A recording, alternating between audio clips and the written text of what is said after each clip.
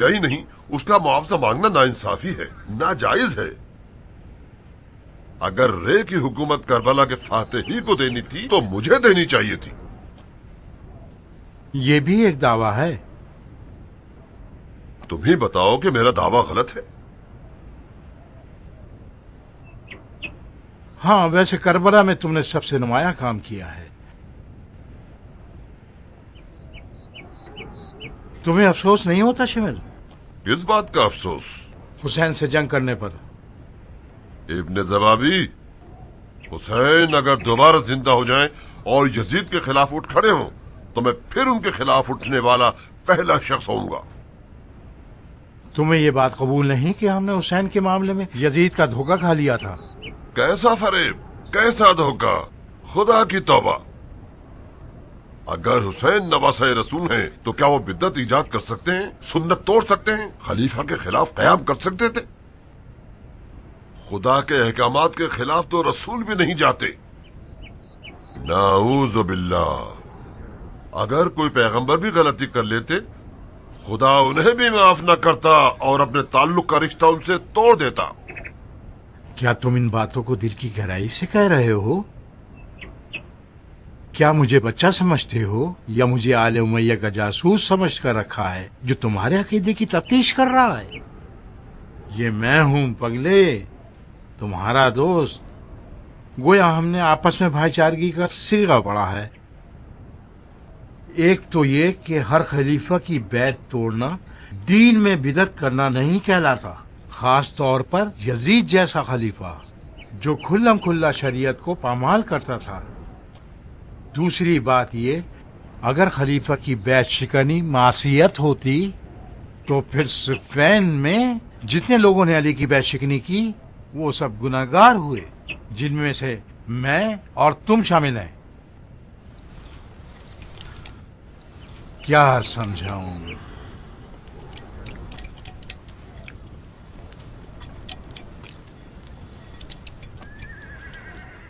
رستم نے زیادہ ہی دیر نہیں کر دی؟ جب تک تم شخص یقین تک پہنچو گے رستم بھی پہنچ جائے گا۔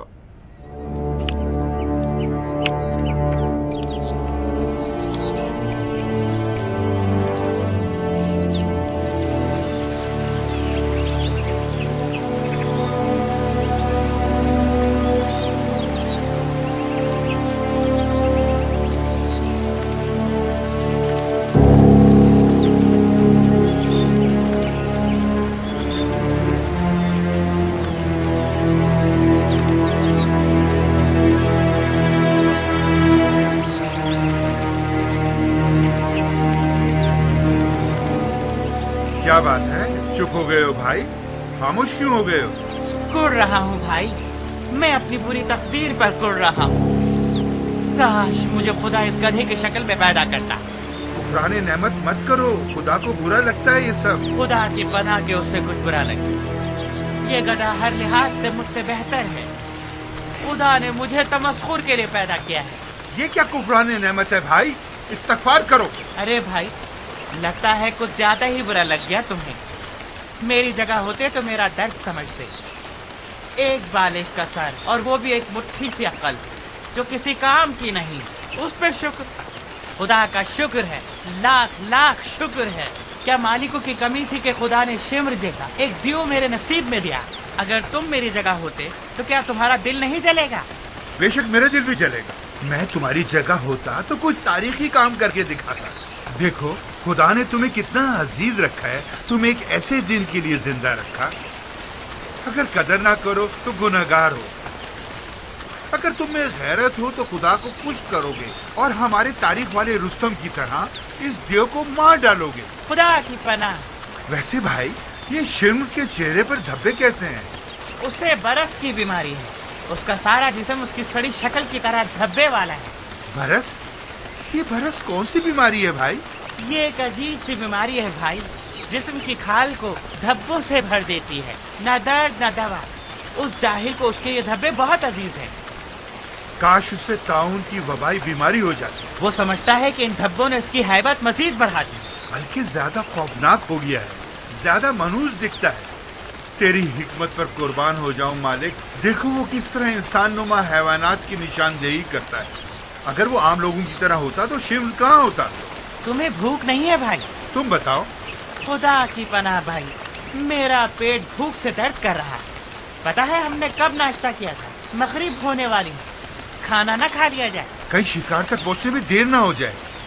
مت ڈرو غربی بھائی، جب تک میں شمر تک نہ پہنچ جاؤں شمر اپنی جگہ سے ہلے گا بھی نہیں.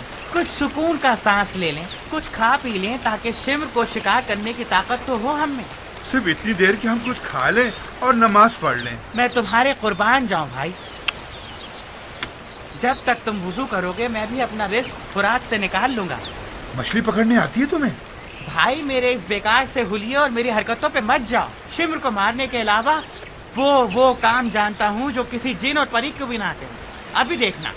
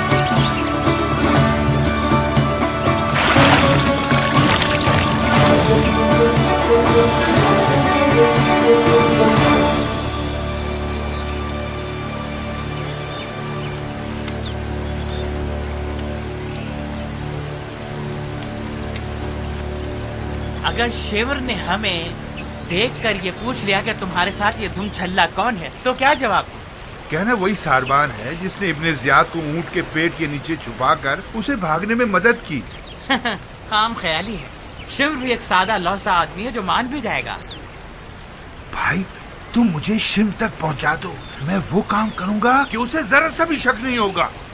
خدا کی پناہ، شم چالاکی اور مکاری کا بادشاہ ہے بھائی. اس کے پاس چیل کی آنکھیں ہیں اور گھوڑے کے کان اور کتے کی سی سونگنے کی حس ہے. خیانت کی بو کو دور سے پہچان لیتا ہے.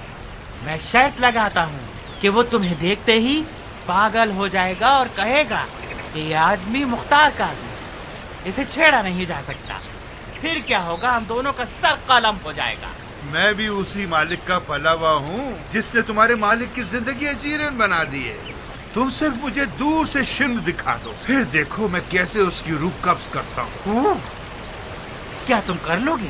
تم نے مجھے اتنا چھیڑا ہے کہ میں تنگ آ گیا ہوں قسمیں کھا کھا کر. تم واقعی صحیح کہہ رہے ہو بھائی. جھوٹی قسم انسان کو خراب کر دیتی ہے. بہرحال تم شیور سے مقابلہ نہیں کر پاؤ گے. نماز پڑھ لی تم نے؟ تم نے پڑھنی دی ہے مجھے؟ چلو مل کر پڑھتے ہیں. ہاں، پہلے نماز، اس کے بعد کھانا. میں شیور کی طرح نماز پڑھنا جانتا ہوں. کوئی مسئلہ تو نہیں؟ نہیں، اس میں کیا حرج ہے. اصل مقصد تو دل کو خدا تک پہنچانا ہے. مچھلی جل نہ جائے. جلدی آؤ بھائی، سفر کی نماز مختصر ہوتی ہے. جب تک مچھلی پکے گی ہم نماز پڑھ چکے ہوں گے.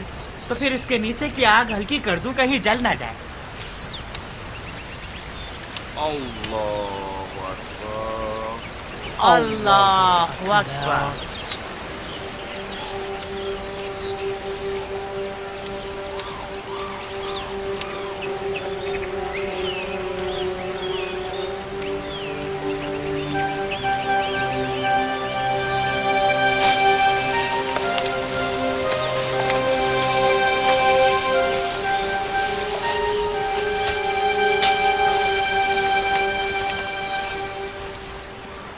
वो लोग क्या कर रहे हैं यस्ता?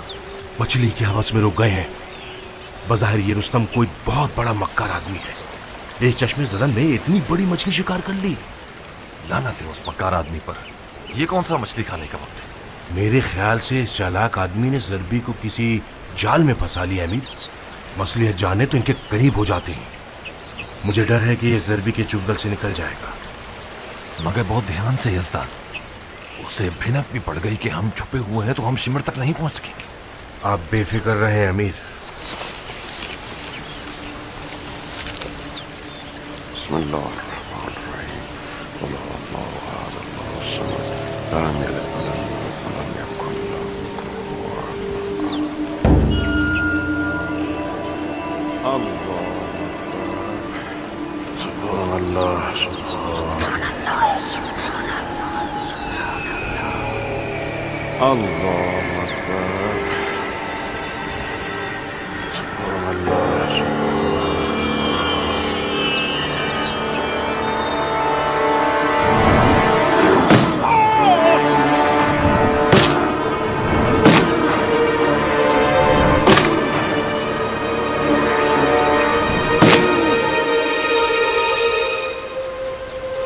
ज़रबी भाई मर गए या नहीं?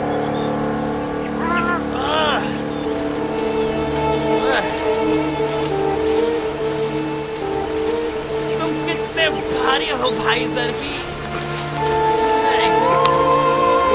चलो चलो, कोई बात नहीं। नहर की बड़ी मछलियां तुम्हें खा ले, इनकी तो बिरयानी होगी।